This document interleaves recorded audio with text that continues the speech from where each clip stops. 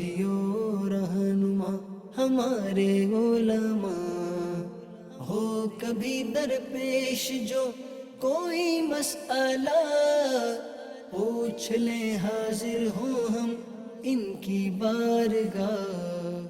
الحمد للہ رب العالمین والصلاة والسلام علی سید المرسلین، اما بعد فاعوذ باللہ من الشیطان الرجیم، بسم اللہ الرحمن الرحیم، الصلاة والسلام علیک یا رسول اللہ وعلی آلک واصحابک یا حبیب اللہ، الصلاة والسلام علیک یا نبی اللہ وعلی آلک واصحابک یا نور اللہ۔ مدنی چینل کے ناظرین، پروگرام ہے دارالافتاء اہل سنت اور اس میں آپ کو خوش آمدید کہتے ہیں، مرحبا کہتے ہیں۔ اس پروگرام میں آپ کے سوالات ہوتے ہیں، ان کے جوابات دینے کی کوشش اور صحیح کی جاتی ہیں۔ ابتداً درود پاک کی فضیلت ہمارے پیارے رسول صلی اللہ علیہ وآلہ وسلم کا فرمان عظمت عالی شان ہے، ان اول الناس بی یوم القیامہ اکثرہم علیہ صلاۃ۔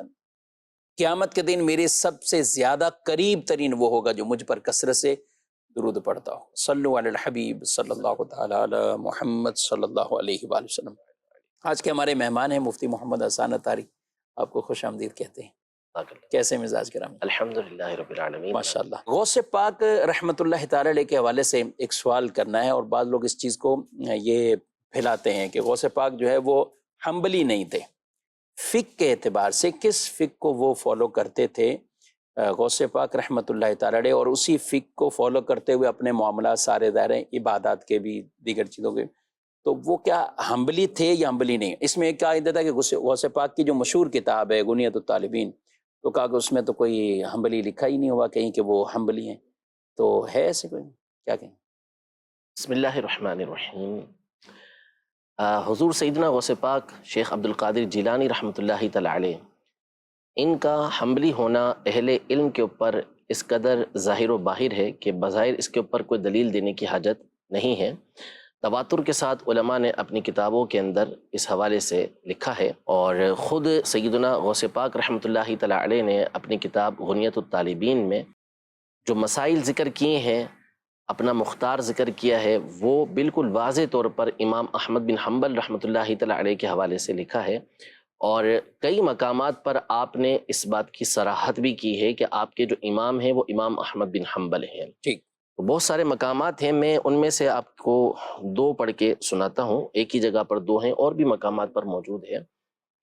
آپ نے غنیۃ الطالبین کا دوسرا حصہ ہے، جلد 2 ہے، یہ پوری المکتبۃ العصریہ بیروت کا ایک مکتبہ ہے، اس سے ایک جلد ہے اور 2 حصوں کے اندر یہ چھپی ہوئی کتاب ہے۔ یہ کون سی کتاب آپ کے؟ غنیہ ہی؟ الغنیہ، اچھا، اصل میں غنیۃ الطالبین ہم کہتے ہیں، اس کا پورا نام جو ہے الغنیہ لطالب طریق الحق ہے، یہ غنیۃ الطالبین عربی میں ہی ہے نا؟ عربی کے اندر یہ ہے۔ میں کچھ حوالے بھی پیش کرتا ہوں جو بڑے بڑے علماء ہیں، کبار علماء، جن کا اسماء الرجال کے حوالے سے اور جو تراجم علماء ہوتے ہیں، حالات زندگی جو علماء کے بیان کرنے والے مشہور و معروف علماء ہیں، ان کے حوالے بھی سنتے ہیں، لیکن خود سب سے پہلے تو غوث پاک رحمۃ اللہ تعالی کی اپنی گواہی وہی ہم عرض کر دیں۔ آپ نے اس غنیۃ الطالبین میں دوسرا حصہ ہے، صفحہ نمبر 159 ہے، 159، اور فصل ہے فیما ینبغی للمأموم، یعنی مقتدی کے لیے کیا کیا کام بہتر ہیں، اس کو کرنے چاہیے، اس حوالے سے آپ نے گفتگو کی ہے۔ اس میں آپ لکھتے ہیں وَرَوَا إِمَامُنَا ابو عبداللہ احمد رحمہ اللہ تعالی فی رسالۃ لہ باسنادہ عن ابی موسیٰ الاشعری رضی اللہ تعالی عنہ صاحب رسول اللہ صلی اللہ علیہ وسلم انہ قال۔ ترجمہ اس کا یہ ہے، ہمارے امام ابو عبداللہ احمد یعنی احمد بن حنبل رحمۃ اللہ تعالی علیہ اپنے رسالے میں اپنی سند کے ساتھ حضرت سیدنا ابو موسیٰ اشعری رضی اللہ تعالی عنہ سے روایت کرتے ہیں، جو نبی پاک صلی اللہ علیہ وسلم کے صحابی ہیں، انہ قال ان رسول اللہ صلی اللہ علیہ وسلم علمنا صلاتنا، کہ نبی پاک صلی اللہ تعالی علیہ وآلہ وسلم نے ہمیں نماز سکھائی، وعلمنا ما نقول فیہ، اور ہمیں سکھایا کہ ہم اس نماز کے اندر پڑھیں کیا۔ قال رسول اللہ صلی اللہ علیہ وسلم اذا کبر الامام فکبروا، جب امام تکبیر کہے تو تم بھی تکبیر کہو، وَإِذَا قَرَأَ فَانصِتُوا، جب قراءت کرے تو تم خاموش رہو، وَإِذَا قَالَ غَيْرِ الْمَغْضُوبِ عَلَيْهِمْ وَلَا الضَّالِّينَ، جب وہ غیر المغضوب علیہم ولا الضالین کہے، فَقُولُوا آمین، تو تم بھی آمین کہو۔ پھر اس کے بعد آپ نے پوری حدیث مبارکہ ذکر کی. اب پہلا تو مسئلہ یہ کہ اس میں واضح طور پہ فرما رہے وروا امامنا، ہمارے امام احمد بن حنبل نے یوں فرمایا. اور چونکہ امام احمد بن حنبل جو ہے وہ اس بات کے قائل ہیں کہ جب امام کے پیچھے مقتدی ہوگا اور امام کی قرات ہوگی تو وہ امام کے پیچھے قرات نہیں کرے گا، وہ خاموش رہے گا. یہی امام احمد بن حنبل رحمۃ اللہ تعالی کا موقف ہے، اور یہ غوث پاک رحمۃ اللہ تعالی کا موقف ہے. اب یہ ہوا پوری ذکر کرنے کے بعد نماز میں کیا کیا پڑھنا ہے. اس کے بعد غوث پاک رحمۃ اللہ تعالی کے الفاظ ملاحظہ فرماتے قال الامام ابو عبداللہ احمد بن محمد بن حنبل الشیبانی رحمہ اللہ تعالی واماتنا علی مذہبہ اصلا وفرعا وحشرنا فی زمرتہ. یعنی امام ابو عبداللہ احمد بن محمد بن حنبل الشیبانی رحمہ اللہ تعالی، اللہ ان پر رحمت فرمائے اور ہمیں ان کے مذہب پر موت عطا فرمائے اصلاً و فرعاً، یعنی عقیدے کے اعتبار سے بھی اور فروعی مسائل کے اعتبار سے بھی ہمیں امام احمد بن حنبل کے مذہب پر ہی موت عطا فرمائے. یعنی اس مذہب پر ہیں بھی اور ساتھ ہی ساتھ دعا بھی کر رہے ہیں کہ اسی مذہب کے اوپر اللہ پاک ہمیں موت عطا فرمائے. اور حنبلی مذہب پر، ظاہر امام احمد بن حنبل کا مذہب حنبلی مذہب کہلائے گا، اور ہمیں ان کے زمرے کے اندر قیامت کے دن اٹھائے، یعنی ان کے ساتھ ان کے گروہ کے اندر اللہ پاک ہمیں اٹھائے. تو یہ تو خود غوث پاک رحمۃ اللہ تعالی نے صراحت بھی کر دی، دعا بھی کر دی کہ اللہ پاک جو ہمیں ان کے مذہب پر تا دم موت رکھے. اور غوث پاک رحمۃ اللہ تعالی علیہ کے حوالے سے یعنی یہ بات اتنی واضح تر ہے کہ اس پر اعتراضات اٹھائے بھی نہیں گئے. وجہ یہ ہے کہ ہر ایک جانتا ہے امام موفق الدین ابن قدامہ حنبلی رحمۃ اللہ تعالی علیہ فقہ حنبلی کے مشہور امام ہیں، اور ان کی کتاب المغنی یہ فقہ حنبلی کی بنیادی کتابوں میں سے ایک کتاب ہے. امام ابن قدامہ رحمۃ اللہ تعالی علیہ یہ غوث پاک رحمۃ اللہ تعالی علیہ کے شاگردوں میں سے ہیں، اور آپ آخر عمر کے اندر جب غوث پاک رحمۃ اللہ تعالی علیہ کی عمر بالکل 90 پلس ہو چکی تھی اور چند مہینے آپ کی وفات شریف کے اندر باقی تھے، اس وقت آپ غوث پاک رحمۃ اللہ تعالی علیہ کی بارگاہ میں پہنچے تھے، اور فقہ حنبلی کی مشہور و معروف کتاب مختصر الخرقی آپ نے غوث پاک رحمۃ اللہ تعالی علیہ سے پڑھی تھی. یہ غوث پاک رحمۃ اللہ تعالی نے دعا کی تو اللہ نے ان کی دعا قبول کی کہ اللہ پاک نے اس مذہب پر جو ہے وہ باقی رکھا کہ آخر عمر میں بھی آپ فقہ حنبلی کی یہ کتاب جو ہے وہ فقہ حنبلی کے مستقبل کے امام کو پڑھا رہے تھے، اور انہوں نے پھر کتاب لکھی المغنی کے نام سے. اس کے علاوہ کثیر علماء نے جو غوث پاک رحمۃ اللہ تعالی علیہ کے ہم اثر بھی ہیں اور غوث پاک رحمۃ اللہ تعالی کے بعد کے بھی ہیں، انہوں نے اس بات کی صراحت کی ہے کہ غوث پاک رحمۃ اللہ تعالی علیہ یہ امام احمد بن حنبل کے فقہ سے تعلق رکھتے تھے، امام احمد بن حنبل کی تقلید کیا کرتے تھے، ان کے مذہب کو فالو کیا کرتے تھے. امام ابن جوزی رحمۃ اللہ تعالی علیہ مشہور و معروف امام ہیں، انہوں نے، اور ان کا سن وفات 597 ہجری ہے. غوث پاک رحمۃ اللہ تعالی علیہ کا سن وفات 561 ہجری ہے، اور ان کا 597 ہجری ہے، 597 اس میں ان کا انتقال ہوا، اور یہ تھے بھی بغداد کے ہی. تو انہوں نے امام احمد بن حنبل کے مناقب کے اوپر ایک کتاب لکھی ہے مناقب الامام احمد. اس میں اس کی جو 100 نمبر فصل ہے وہاں آپ نے امام احمد بن حنبل کے بڑے بڑے جو اصحاب ہیں، جو آپ کے مذہب کے پیروکار ہیں، ان کے نام لکھے اپنے زمانے تک کے افراد کے. ان میں سے غوث پاک رحمۃ اللہ تعالی علیہ کا بھی ذکر کیا ہے. غوث پاک رحمۃ اللہ تعالی علیہ بھی امام احمد بن حنبل رحمۃ اللہ تعالی علیہ کے مذہب سے تعلق رکھنے والے ہیں. اسی طرح حافظ ابن رجب حنبلی رحمۃ اللہ تعالی علیہ جن کا سن وفات 795 ہجری ہے، ان کی کتاب ذیل طبقات الحنابلہ، یعنی علماء نے اپنے اپنے مذہب کے علماء کے حالات پر کتابیں لکھی ہیں. حنفیوں نے اپنے مذہب کے علماء کے حالات پر کتابیں لکھی ہیں، جیسے ملا علی قاری رحمۃ اللہ تعالی علیہ کی کتاب ہے، اور کئی علماء کی کتابیں ہیں. شوافی نے اپنے مذہب کے علماء کی کتابیں لکھی ہیں ان کے حالات زندگی پر. مالکیہ نے اپنے مذہب کے علماء کے حالات پر کتابیں لکھی ہیں. اسی طرح حنابلہ نے، حنبلیوں نے اپنے مذہب کے علماء کے حالات کے اوپر کتابیں لکھی ہیں، جن میں ایک مشہور و معروف کتاب طبقات الحنابلہ ابو یعلا کی ہے، اور اس کے اوپر ذیل ہے امام ابن رجب حنبلی رحمۃ اللہ تعالی علیہ کا. اس میں امام ابن رجب حنبلی رحمۃ اللہ تعالی علیہ نے اور امام ذہبی رحمۃ اللہ تعالی علیہ جو رجال کے مشہور و معروف امام ہیں، ان دونوں نے امام سمعانی رحمۃ اللہ تعالی علیہ جو 562 ہجری میں ان کا وصال ہوا ہے، یعنی غوث پاک رحمۃ اللہ تعالی سے 1 سال کے بعد ان کا وصال ہوا ہے، ان کے حوالے سے یہ لکھا کہ ہوا امام الحنابلۃ وشیخہم فی عصرہ، کہ غوث پاک رحمۃ اللہ تعالی علیہ یہ حنبلیوں کے اپنے زمانے کے امام اور ان کے شیخ تھے۔ تو یہ صراحت کر رہے ہیں جو غوث پاک رحمۃ اللہ تعالی علیہ کے زمانے کے اندر ہے۔ اسی طرح امام شمس الدین سخاوی رحمۃ اللہ تعالی علیہ، جن کا سن وفات سن 902 ہجری ہے، انہوں نے اپنی مشہور کتاب الضوء اللامع، اس میں غوث پاک رحمۃ اللہ تعالی علیہ کو حنبلی ذکر کیا ہے کہ وہ آپ رحمۃ اللہ تعالی حنبلی تھے۔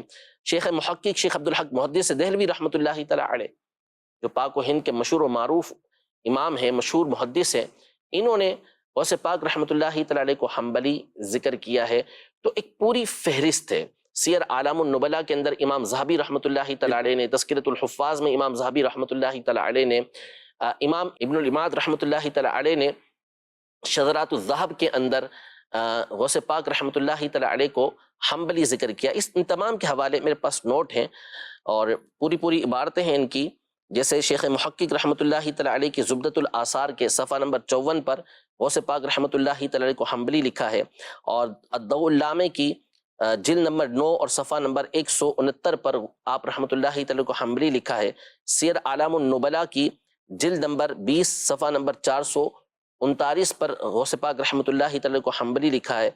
شذرات الذہب کی جلد نمبر 4 صفحہ نمبر 197 پر غوث پاک رحمۃ اللہ تعالی علیہ کو حنبلی لکھا ہوا ہے۔ تو یوں کثیر علماء نے غوث پاک رحمۃ اللہ تعالی علیہ کے حنبلی ہونے کی صراحت کی ہے، اور خود غوث پاک رحمۃ اللہ تعالی علیہ نے اپنی اس کتاب میں ایک سے زائد مقام پر امام احمد بن حنبل رحمۃ اللہ تعالی علیہ کے بارے میں یہ لکھا، وَهُوَ مَذْهَبُ امامنا، ایک جگہ پر مذکور ہے، میں پڑھ کے سنا دیتا ہوں۔ ایک گفتگو کے دوران آپ نے یہ فرمایا، رمضان کی راتوں کے اندر تلاوت کرنے کے حوالے سے فرمایا، وَيُسْتَحَبُّ أن يقرأ في الركعة الأولى منها في أول ليلة من شهر رمضان الفاتحة وسورة العلق وهي اقرأ باسم ربك الذي خلق، لأنها أول سورة نزلت من القرآن عند إمامنا أحمد بن محمد بن حنبل رحمه الله تعالى، وكذلك عند جميع الأئمة رضوان الله تعالى عليهم۔ یعنی فرماتے ہیں مستحب یہ ہے کہ پہلی رکعت کے اندر، رمضان کی راتوں میں پہلی رکعت جو تراویح کی وہ ادا کرے، اس کے اندر سورۃ الفاتحہ کے بعد سورۃ العلق پڑھے، سورۃ الفاتحہ کے بعد سورۃ العلق پڑھے۔ یہ حنابلہ کے نزدیک مستحب ایک مسئلہ ہے۔ فرماتے ہیں وجہ کیا ہے؟ اس لیے کہ یہ سب سے پہلی صورت ہے جو قرآن کی نازل ہوئی۔ اب یہاں جو غور طلب بات ہے، جو ہماری دلیل ہے، وہ یہ ہے کہ آپ نے فرمایا کہ یہ جو سورۃ العلق ہے یہ سب سے پہلے نازل ہوئی عند امامنا، ہمارے امام احمد بن حنبل رحمۃ اللہ تعالی علیہ کے نزدیک امام احمد بن حنبل کو اپنا امام کہا۔ اس کے بعد لکھتے ہیں وَكَذَلِكَ عِنْدَ جَمِيعِ الْأَئِمَّةِ، کہ جس طرح ہمارے امام احمد بن حنبل رحمۃ اللہ تعالی علیہ کے نزدیک سب سے پہلے یہ صورت نازل ہوئی ہے، اسی طرح تمام دیگر ائمہ، جمیع ائمہ کے نزدیک بھی یہ صورت نازل ہوئی ہے۔ آپ کہہ سکتے تھے کہ یہ صورت تمام کے تمام ائمہ کے نزدیک سب سے پہلے نازل ہوئی ہے، لیکن امام احمد بن حنبل کو اپنا امام کہہ کے اس کا تذکرہ الگ سے آپ نے کیا، اور بھی اس طرح کی تصریحات موجود ہیں۔ تو یہ ایک فضول سا اعتراض ہے اور لا علمی کی ایک دلیل ہے کہ یوں کہہ دینا کہ جی غوث پاک رحمۃ اللہ تعالی علیہ نے اس حوالے سے کچھ لکھا ہی نہیں ہے۔ تو یہ چند باتیں میں نے آپ کے سامنے ذکر کی ہیں، ورنہ علماء کی ایک فہرست ہے جو اس فن کے ماہرین ہیں، انہوں نے واضح طور پر اس بات کو لکھا ہے کہ غوث پاک رحمۃ اللہ تعالی علیہ یہ حنبلی المذہب تھے۔ فروع کے اندر آپ امام احمد بن حنبل رحمۃ اللہ تعالی علیہ کی تقلید کیا کرتے تھے۔ ماشاءاللہ، بڑی آپ نے وضاحت کے ساتھ یہ بیان کیا، اور اس طرح کے جو لوگوں کو دھوکے میں مبتلا کرنا چاہتے ہیں، بعض اوقات اس طرح فروعات میں مسائل میں اختلافات موجود ہیں۔ یاد رکھیں چاروں ائمہ، امام اعظم ابو حنیفہ، امام مالک بن انس، اور حضرت امام شافعی، امام احمد بن حنبل، یہ چاروں کے چاروں ائمہ رضی اللہ تعالی عنہم اجمعین، یہ سارے اہل سنت میں سے تھے، یعنی سب کے عقائد بالکل، عقائد میں یوں اختلافت نہیں، فروعات میں، مسائل میں، اور ٹھیک ہے جو جس کی فقہ کو فالو کر رہے ہیں ان کو اسی کے مطابق وہ عمل کرنا ہے۔ تو اس لیے وہ اگر کوئی شافعی فقہ میں ہے، مالکی فقہ میں ہے یا حنبلی فقہ میں ہے تو وہ اس کے مطابق ہی دائرے ہیں، اپنے سارے معاملات ہیں، وہ چاہے نماز ہے، دیگر چیزیں ہیں، ان کے اندر احکامات اسی طرح ہیں۔ تو یہ فروعات میں ائمہ کا یہ اختلاف موجود ہے۔ حنفی طریقے کو فالو کر کے اس کے مطابق اپنے معاملات کو ادا کرے گا، جو دوسرے ہیں وہ اس کے مطابق۔ لیکن یہ بالکل دھوکہ دینے والی بات ہے کہ یہ بات چھپا کر کہ وہ حنبلی نہیں تھے اور یوں لوگوں کو دھوکے میں مبتلا کرنا ہے کہ یہ ان کی طرف حنبلی ہونے کی نسبت یہ بالکل غلط ہے. تو جو ایسا کہہ رہا ہے وہ خود غلط ہے، وہ خود غلط ہے.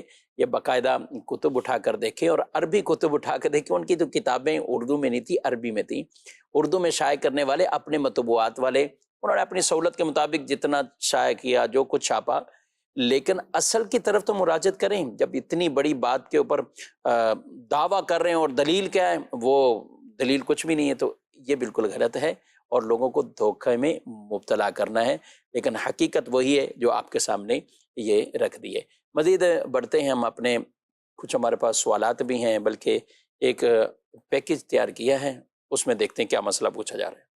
ہادیو رہنما ہمارے السلام علیکم رمضان چاچا، کیسے ہیں آپ؟ اللہ کا ٹھیک شکر ہے بیٹا، آپ ٹھیک ہو؟ اللہ کا شکر. آج آپ پھر لیٹ آئے ہیں نماز کے لیے؟ جی وہ میں نے آپ کو بتایا تھا کہ میں جس دکان پہ کام کرتا ہوں وہاں کا سیٹ مجھے اجازت نہیں دیتا باجماعت نماز پڑھنے آنے کی، تو اس وجہ سے میں لیٹ ہو جاتا ہوں.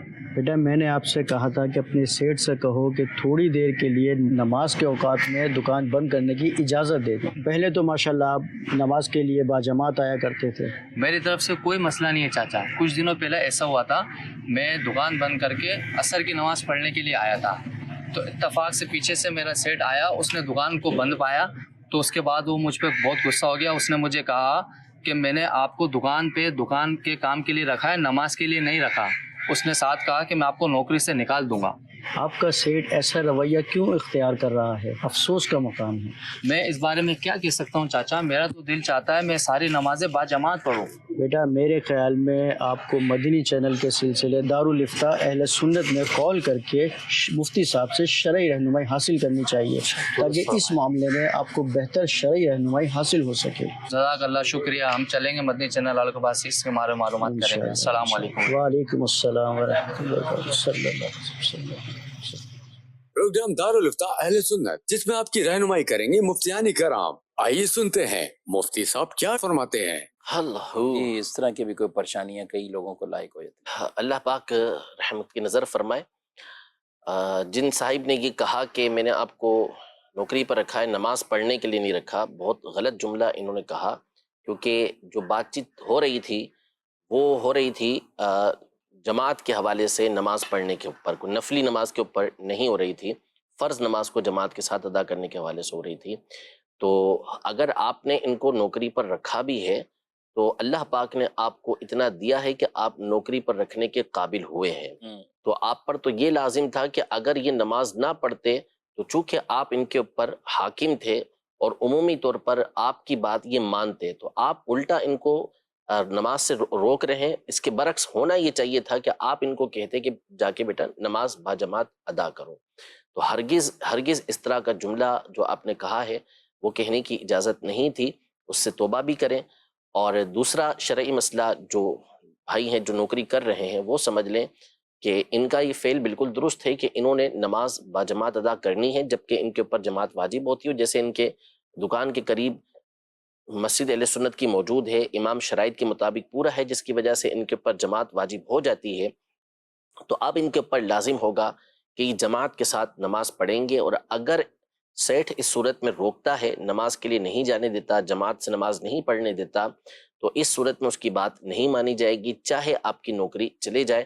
اللہ پاک کے حکم کے برخلاف کرنے کی شرعاً اجازت نہیں ہوتی.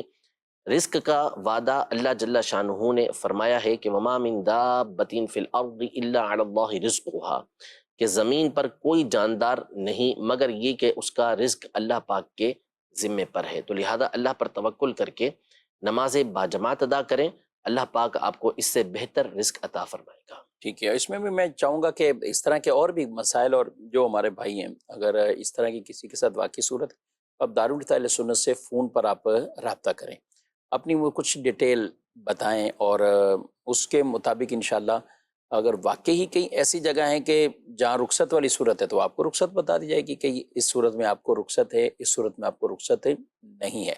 ترک جماعت کے بھی بعض آزار وہ علماء نے بیان کیے، لیکن اس کی باقاعدہ رہنمائی لینی چاہیے. اپنے طور پر خود یہ فیصلہ نہیں کرنا چاہیے.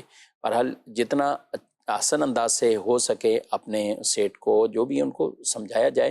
اس میں حسان صاحب بعض اوقات یہ ہوتا ہے کہ بعض میں دوسری طرف یہ بات کروں تو بعض سیٹ افراد بھی پریشان ہوتے ہیں. ان کا کہنا یہ ہوتا ہے کہ یار یہ کتنے منٹ میں نماز ہو جاتی ہے, یعنی جماعت کتنے منٹ میں ہوتی ہے. میرا باقاعدہ کسی نے آگے کہا کہ یار اب ہم بھیجتے تو ہیں, وہ واپسی آنے کا نام ہی نہیں لیتے. پون گھنٹہ ایک نماز کے اندر, بعد کا 1 گھنٹہ. اچھا سردیاں ہیں تو اس میں اب عصر ہے تو مغرب پھر عشاء. تو ملازم پر کیا بنتا ہے کہ جس نے اپنا ایک ڈیوٹی ٹائم, ایک اجارہ ٹائم یہ کہیں کہ جو بیچا ہوا ہے ایک طرح کا, اس میں کتنا وہ تصرف نماز کے طور پر یہ کرے گا؟ دیکھیں مسئلہ شرعی یہ ہے کہ نماز جماعت سے پڑھنے کے لیے سیٹ روک نہیں سکتا. فرض واجبات اور سنت موقدہ وہ ادا کرے گا, سیٹ اس سے روک نہیں سکتی. ملازم اگر اس طرح کا معاملہ کرے گا کہ وہ وقت مقررہ سے زیادہ وقت وہاں پر لگائے گا تو وہ گناہگار ہوگا, اور اتنے وقت کی کٹوتی پھر اسے کروانا پڑے گی.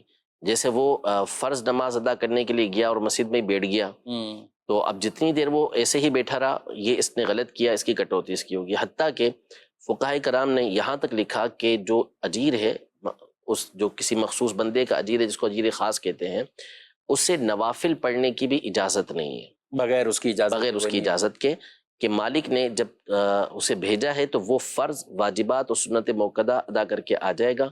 ہاں اگر مالک کی رضا اسے معلوم ہے یا مالک نے صراحت کے ساتھ اسے کہہ دیا کہ پوری نماز پڑھ کے آیا کرو, جتنی بھی رکعتیں ہیں نوافل وغیرہ سب پڑھ کے آیا کرو, تو پھر اس صورت میں وہ نوافل وغیرہ پڑھ کے آ سکتا ہے.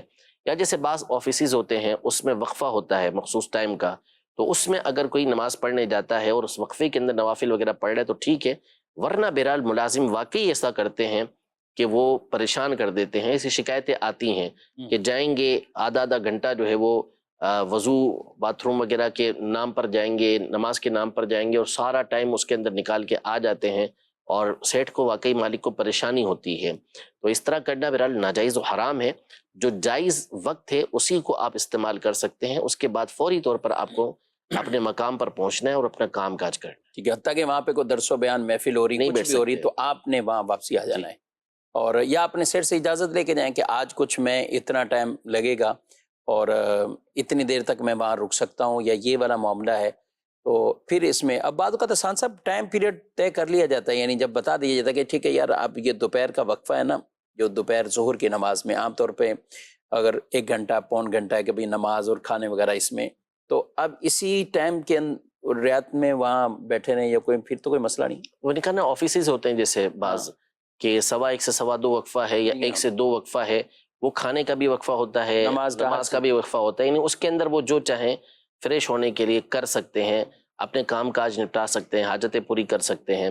تو اس وقت میں وہ بھلے نا اپنے جو ہے وہ کھڑے ہو کے 100 رکعت نفل پڑھتا رہے, اس وقت کے اندر وہ نفل پڑھ سکتا ہے. اس کے علاوہ جو ہے جو ٹائم ڈیوٹی کا ٹائم ہے, جیسے مثال کے طور پر 5 بجے تک کی ڈیوٹی ہے اور اب عصر کا ٹائم بھی بیچ میں آ رہا ہے, تو اب ظاہر ہے کہ اس کے اندر وقفہ نہیں ہوتا, تو نماز پڑھ کے فوراً پھر وہ اپنے ڈیوٹی کے مقام پر آ جائے گا, جگہ پر آ جائے گا. ٹھیک ہے, اور جب اتنا ٹائم نارمل لگے گا تو پھر سیٹ کو بھی کوئی مسئلہ نہیں ہوگا, اور وہ بھی آتے ہیں, ایک تعداد ہوتی ہے وہ بھی نماز پڑھنے آتے ہیں, وہ کہتے ہیں ہم پہنچ جاتے ہیں, دوسرے ملازم آ جاتے ہیں, مگر چند کے بارے میں شکایت ہوتی ہے کہ وہ تو آنے کا واپسی نام ہی نہیں لیتے.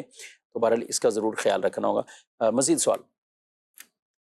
محمد سلیم رضا طاہری, میرا دارالفتا اہل سنت میں مفتی صاحب کی خدمت میں جیسے کہ فرمایا جاتا ہے کہ حضور سیدنا غوث پاک رحمت اللہ تعالیٰ علیہ حنبلی سلسلے سے تعلق رکھتے تھے, تو اس معاملے میں یہ رہنمائی شاید فرما دیجیے کہ اگر مرید جو ہے وہ کسی اور سلسلے سے تعلق رکھتا ہو اور پیر صاحب کسی اور سے تعلق رکھتے ہوں, تو کیا اس سے پیری مریدی میں کوئی فرق پڑتا ہے یا یہ فیضان جاری ساری رہے گا؟ اس معاملے میں رہنمائی شاید فرما دیجیے. سلسلے سے یعنی فقہ کے اعتبار سے یہ کہہ رہے ہیں کہ اگر وہ حنبلی ہیں اور مرید حنفی ہے, کیا کہتے ہیں؟ کوئی فرق نہیں پڑتا اس سے. اصل میں دیکھیں سارے سلسلے سب کچھ ہی نبی پاک صلی اللہ تعالیٰ علیہ وسلم کی طرف جانے والے ہیں. فقہی اعتبار سے بھی جو ہمارے 4 مشہور مذاہب ہیں, جو 4 خاص مذہبی آراء ہیں, امام ابو حنیفہ رحمۃ اللہ تعالیٰ علیہ کی, امام مالک رحمۃ اللہ تعالیٰ علیہ کی, امام شافعی رحمۃ اللہ تعالیٰ علیہ کی, اور امام احمد بن حنبل رحمۃ اللہ تعالیٰ علیہ کی, تو یہ چاروں راستے نبی پاک صلی اللہ تعالیٰ علیہ وسلم تک جا رہے ہیں. انہوں نے قرآن و سنت کی روشنی میں ہمیں مسائل کا حل نکال کر دیا ہے، اصول اور ضابطے نکال کر دیے ہیں، اور ساری زندگی اس کے اندر انہوں نے صرف کی ہے، ساری زندگی اس کی خدمت کی ہے انہوں نے، ان کے شاگردوں نے، بعد میں آنے والے ان کے مذہب کے پیروکاروں نے یہ محنت کر کے ہم تک سارا مواد پہنچایا ہے کہ تاکہ ہم دین پر عمل کر سکیں اور نبی پاک صلی اللہ تعالی علیہ وسلم کی تعلیمات پر جو مقصود تھی وہ اس پر عمل کر سکیں۔ اس میں ان کا آپس میں اختلاف بھی ہو جاتا ہے، کسی کی آراء کچھ ہوتی ہیں، کسی کی آراء کچھ ہوتی ہیں، لیکن یہ فروعی مسائل کے اندر اختلاف کہلاتا ہے، عقائد و نظریات کے اعتبار سے یہ ایک ہی کہلاتے ہیں۔ تو دوسرا پھر تصوف کے اعتبار سے ہوتا ہے کہ اس میں بھی الگ الگ سلاسل ہیں، اور ہر ایک نبی پاک صلی اللہ تعالیٰ علیہ وآلہ وسلم تک ہی پہنچانے والا ہے۔ اسی لیے صوفیہ کرام نے شرط یہ لگائی کہ پیر وہی ہو سکتا ہے کہ جس کا سلسلہ نبی پاک صلی اللہ تعالیٰ علیہ وسلم تک متصل ہوگا، کہ وہ روحانی فیض جو ہے وہ اس طریقے سے آتا رہے گا۔ تو اس میں کوئی مسئلہ نہیں ہوتا کہ جو طریقت کا، تصوف کا طریقہ کار ہے، اس کو آپ جس کو فالو کر رہے ہیں وہ خود جو ہے وہ کسی اور امام کا پیروکار ہے فروعی مسائل کے اندر، تقلید کے اندر، اور آپ جو ہے وہ کسی اور مسئلے کے، کسی اور جو ہے وہ امام کے پیروکار ہیں، تو اس میں سرے سے کوئی حرج نہیں ہے۔ نہ ہی غوث پاک رحمۃ اللہ تعالی علیہ کی طرف سے یہ شرط کی گئی تھی کہ آپ رحمۃ اللہ تعالی علیہ کا مرید وہی ہو سکتا ہے کہ جو حنبلی ہوگا، ایسا کوئی غوث پاک رحمۃ اللہ تعالی کا فرمان نہیں ہے، بلکہ آپ کے سلسلے کے اندر جو بیعت ہونا چاہے وہ بیعت ہو سکتا ہے، کیونکہ یہ تصوف کا ایک طریقہ کار ہے، نبی پاک صلی اللہ تعالیٰ علیہ وسلم کی تعلیمات ہیں جو انہوں نے ہم تک پہنچائی ہیں، قرآن و سنت ہے، قرآن و سنت کی روشنی کے اندر ہی وہ وظائف، وہ طریقہ کار بیان کرتے ہیں کہ جو ہم اختیار کر رہے ہوتے ہیں، اور یہ روحانیت کے اعتبار سے ہوتے ہیں، طریقت کے اعتبار سے ہوتے ہیں، تو اس میں کوئی حرج نہیں ہے کہ پیر جو ہے وہ کسی اور فقہ کا فالوور ہو اور مرید جو ہے وہ کسی اور فقہ کا فالوور ہو، تو اس میں کوئی مسئلہ نہیں ہوتا۔ بلکہ شیخ عبد الواحد تمیمی رحمۃ اللہ تعالی علیہ 410 المتوفہ جن کا، تو وہ حنفی بزرگ تھے اور قادری سلسلے کے بھی یعنی پیشواؤں میں سے ہی۔ بالکل، بہت سارے ایسے ہیں کہ جو حنفی بزرگ ہیں اور ان کا سلسلہ جو ہے وہ غوث پاک رحمۃ اللہ تعالی کا سلسلہ ان تک پہنچتا ہے وہ حنفی، سری سختی رحمۃ اللہ تعالی علیہ، جنید بغدادی ہیں، معروف کرخی ہیں، یہ حضرات جو ہیں وہ حنفی تھے، غوث پاک رحمۃ اللہ تعالی کا سلسلہ وہاں تک پہنچ رہا ہوتا ہے۔ ٹھیک ہے، اور یہ کبھی کسی نے سرے سے کوئی سوال آج تک اٹھایا ہی نہیں ہے کہ اسٹوڈنٹ کو اور ٹیچر کو لے لینا، ٹھیک، تو آپ کو پوری، اگر آپ پڑھتے چلے جائیں حالات زندگی، تو آپ کو استاد حنبلی ملیں گے، شاگرد آپ کو حنفی ملیں گے، استاد حنفی ملیں گے، شاگرد آپ کو حنبلی ملیں گے، استاد آپ کو شافعی ملیں گے، شاگرد آپ کو مالکی ملیں گے۔ خود امام شافعی رحمۃ اللہ تعالی علیہ، امام محمد رحمۃ اللہ تعالی کے شاگرد ہیں، وہ حنفی اور یہ ان کی اپنی شافعی فقہ تھی۔ امام احمد بن حنبل امام شافعی کے شاگرد ہیں، صحیح، بلکہ کتنی بڑی، یعنی امام شافعی رحمۃ اللہ تعالی کے وسیلے سے وہ دعا کیا کرتے تھے، تو اب وہ ان کے شاگرد ہیں لیکن فقہ ان کی اپنی ہے، اس کے طریقہ کار پر چل لیں۔ تو یوں تو ایک پوری فہرست ہے علماء کی کہ استاد جو ہے وہ کسی اور فقہ کا ہے اور شاگرد جو ہے وہ کسی اور فقہ کا ہے، تو اس میں کوئی مسئلہ نہیں ہوتا۔ سب کے اپنے اپنے ایک اصول اور ضابطے ہیں، وہ چاروں اماموں نے مقرر کر دیے، وہ ان کی پیروی کرتے ہیں، ان کو درست مانتے ہیں، سامنے والے کی توہین نہیں کرتے، اور بیسک عقائد میں کوئی اختلاف، عقائد میں کوئی اختلاف نہیں۔ اشعری اور ماتریدی بھی بنیادی اعتبار سے ایک ہی ہیں، بعض تعبیرات کے اندر، ڈیفینیشن کے اندر کچھ اختلاف ہو جاتا ہے کہ وہ تعریف کرتے ہوئے اختلاف کرتے ہیں، باقی بنیادی اعتبار سے یہ ایک ہی ہیں۔ ٹھیک ہے جی، مزید سوال۔ دارالفتہ اہل سنت میں مفتی صاحب بہت پیارا بیان فرما رہے ہیں، اس میں تھوڑی سی رہنمائی فرمائیے گا کہ کرامات کے ساتھ ساتھ علمی عبادت اور دین کی خدمت، نیکی کی دعوت کا غوث پاک کے زندگی کے ان عظیم پہلوؤں کو عصر حاضر میں کتنی حاجت ہے کہ اجاگر کیا جائے؟ ماشاءاللہ، چلیں یہ سوال تو ہے لیکن بہت خوبصورت سوال ہے، اور بہت تفصیلی اس کا معاملہ ہے کہ ایک تو غوث پاک رحمۃ اللہ تعالی علیہ کی علمی جو خدمات ہیں، اور غوث پاک رحمۃ اللہ تعالی کا جو ذوق علم ہے وہ اپنی مثال آپ ہے کہ آپ رحمۃ اللہ تعالی علیہ ابتدا سے ہی علم کی طرف مائل ہوئے، اور 91 ایئرز کی آپ کی عمر ہوئی، اور آخر عمر تک آپ اپنے مدرسے کے اندر علماء کو پڑھاتے رہے، بڑے بڑے فقہا، بڑے بڑے محدثین، سیرت نگار غوث پاک رحمۃ اللہ تعالی کی بارگاہ میں حاضر ہو کر آپ سے علم حاصل کرتے رہے، اور آپ نے فرمایا درست العلم حتی صرت قطبا، میں تو مسلسل علم کا درس دیتا رہا، درس لیتا رہا، یہاں تک کہ میں قطب ہو گیا۔ 18 سال کی عمر میں آپ نے بغداد کا سفر اختیار کیا اور اجلّہ ائمہ سے وہاں پہنچ کر آپ نے علم حاصل کیا۔ غوث پاک رحمۃ اللہ تعالی علیہ کے ایک استاد ہیں محمد ابن عقیل حنبلی رحمۃ اللہ تعالی علیہ، ان کی کتاب کتاب الفنون کے نام سے، غوث پاک رحمۃ اللہ تعالی کے شیخ کی یہ کتاب آپ نے 200 جلدوں کے اندر لکھی تھی، اور اس کے اندر ہر طرح کے فنون کو آپ نے جمع کیا تھا۔ یہ شیخ ابن عقیل حنبلی رحمۃ اللہ تعالی علیہ یہ ارشاد فرماتے ہیں کہ کل بروز قیامت اگر اللہ پاک نے مجھ سے میری زندگی کے لمحات کے بارے میں سوال کیا تو میں ایک ایک لمحے کے بارے میں جواب دے سکتا ہوں۔ یہ وقت کی اہمیت کی قدر کرتے ہوئے جو انہوں نے بیان کیا، وہ یعنی زندگی کو اس قدر مینج کر کے انہوں نے رکھا ہوا تھا۔ یہ ابن جوزی رحمۃ اللہ تعالی کے بھی استاد ہیں، غوث پاک رحمۃ اللہ تعالی کے بھی استاد ہیں۔ تو ایسے بڑے بڑے علماء سے غوث پاک رحمۃ اللہ تعالی علیہ نے اپنے زمانے کے علم حاصل کیا، اور پھر اس کے بعد ساری زندگی علم کو عام کرتے رہے۔ تو اس میں ان لوگوں کے لیے کہ جو علماء کو حقیر سمجھتے ہیں، علم کو بالکل حقیر سمجھتے ہیں، علم حاصل کرنا ضروری نہیں سمجھتے، ان کے لیے درس ہے کہ امام الاولیاء، سید الاولیاء، اولیاء کے سردار، وہ تو علم حاصل کریں اور ساری زندگی علم کو عام کرتے رہیں، اور جن کا عبادت سے کوئی تعلق ہی نہیں اور ساری زندگی وہ شریعت کے خلاف باتیں کرتے رہتے ہیں اور اپنے آپ کو سمجھتے ہی ہیں کہ وہ غوث پاک رحمۃ اللہ تعالی کے مرتبے کے ہیں، یا غوث پاک رحمۃ اللہ تعالی سے فیضان تو انہی کو مل رہا ہوتا ہے۔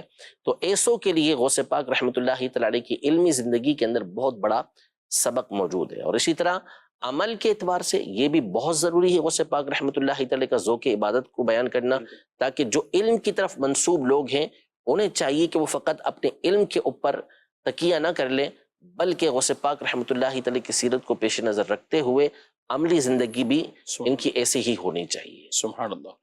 یہ مزید سوال، کہا جاتا ہے کہ دنیا میں 1,24,000 پیغمبر آئے، اگر کوئی کہتا ہے یہ کہ 1,24,000 پیغمبر آئے کم و بیش کے بغیر کہتا ہے تو کیا یہ کہنا کفر ہوگا؟